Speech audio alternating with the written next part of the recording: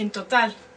hasta el día de hoy, en la ONU se han firmado 84 tratados o pactos de derechos humanos. Y vamos a ver cuáles son los temas principales. Como les decía, a partir de la declaración, todo de lo que se va a hablar es derechos humanos. Pero ¿qué comprenden los derechos humanos? ¿Cómo surgió de ahí, digamos, las convenciones específicas?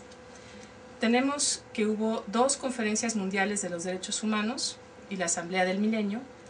3 tratados o convenciones sobre el derecho de la libre determinación, 2 tratados de los derechos de los pueblos indígenas y de las minorías, 9 sobre la prevención de la discriminación en general, 4 de los derechos de la mujer, 5 sobre los derechos del niño, 1 de los derechos de las personas de edad, 4 de los derechos de las personas discapacitadas, 21 de los derechos humanos en la administración de justicia, es el que más convenios y pactos tiene, 6 sobre el bienestar, progreso y desarrollo social, 2 sobre la promoción y protección de los derechos humanos, 2 sobre el matrimonio, el derecho a la libertad para contraer matrimonio, 1 sobre el derecho a la salud, 1 sobre el empleo, 2 de libertad de asociación, 6 sobre esclavitud, servidumbre, trabajo forzoso, instituciones y prácticas análogas, 1 sobre los derechos de los trabajadores migratorios, 5 sobre la nacionalidad, la apatridia, asilo y refugiados, 3 crímenes de guerra y crímenes de lesa humanidad, incluyendo el genocidio, y 4 de derecho humanitario. El derecho humanitario, dentro del concepto de derechos humanos, se refiere específicamente al derecho de las personas en situación de guerra, que se respeten los derechos de las personas que están en un país en conflicto. Bueno, como ven, en estos 84 tratados de derechos humanos se abarcan muchísimos temas, todos son de derechos humanos, todos relativos a los derechos de las personas frente al gobierno y al Estado. Un cambio que ha habido en el concepto, y esto se vio de manera específica en 1993, fue que ya no se restringe el concepto de derechos humanos nada más al derecho del individuo frente al Estado, por ejemplo, el clásico de las personas que están privadas de libertad o los periodistas, sino va más allá y se incluye la obligación de los gobiernos de proteger a las personas, incluyendo, por ejemplo, la violencia intrafamiliar. Se considera que las personas tienen el derecho a vivir una vida libre de violencia y que, aunque sea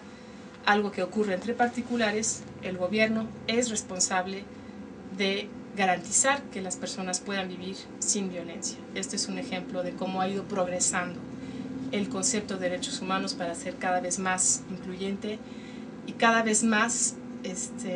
son más obligaciones del Estado frente a las personas. También hablamos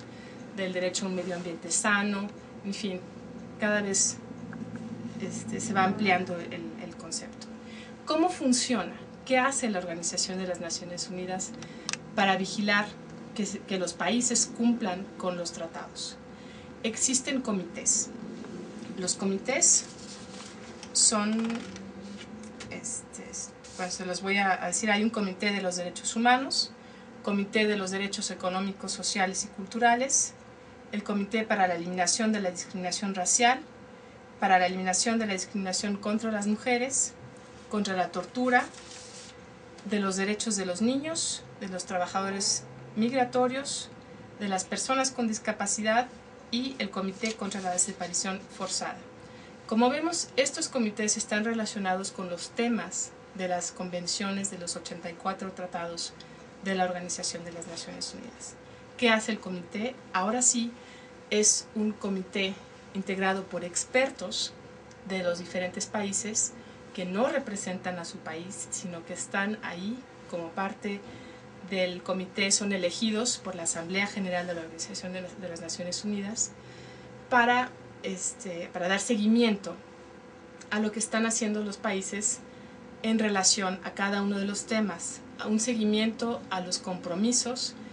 que se asumieron al firmar los tratados en particular. Entonces, cada país, cada gobierno que ha firmado una convención en materia de derechos humanos debe rendir un informe al comité correspondiente,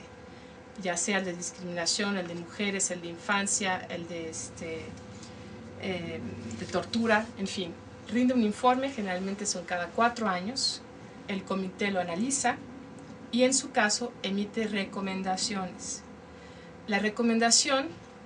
es una forma de ejercer, digamos, presión política al gobierno del país que no está cumpliendo con su obligación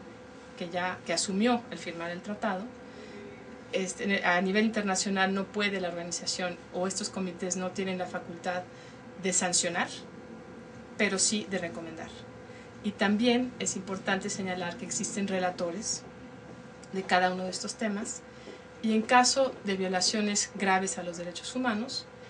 es posible que se envíe un relator al país a donde están ocurriendo la violación para ver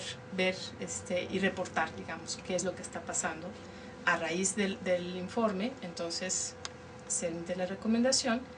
y se espera que el país, el gobierno del país que firmó el tratado correspondiente cumpla con las recomendaciones, que haya un progreso. Esta es la forma en que la Organización de las Naciones Unidas vigila que los tratados, cada uno de los tratados, que todos son igual de importantes en materia de derechos humanos, se cumplan, que si hay una recomendación, entonces en el siguiente informe se pueda reportar que ya se cumplió con la recomendación, con lo que no se estaba haciendo. Y esa es la manera en que la Organización de las Naciones Unidas vigila el seguimiento y el cumplimiento de la promoción de los derechos humanos.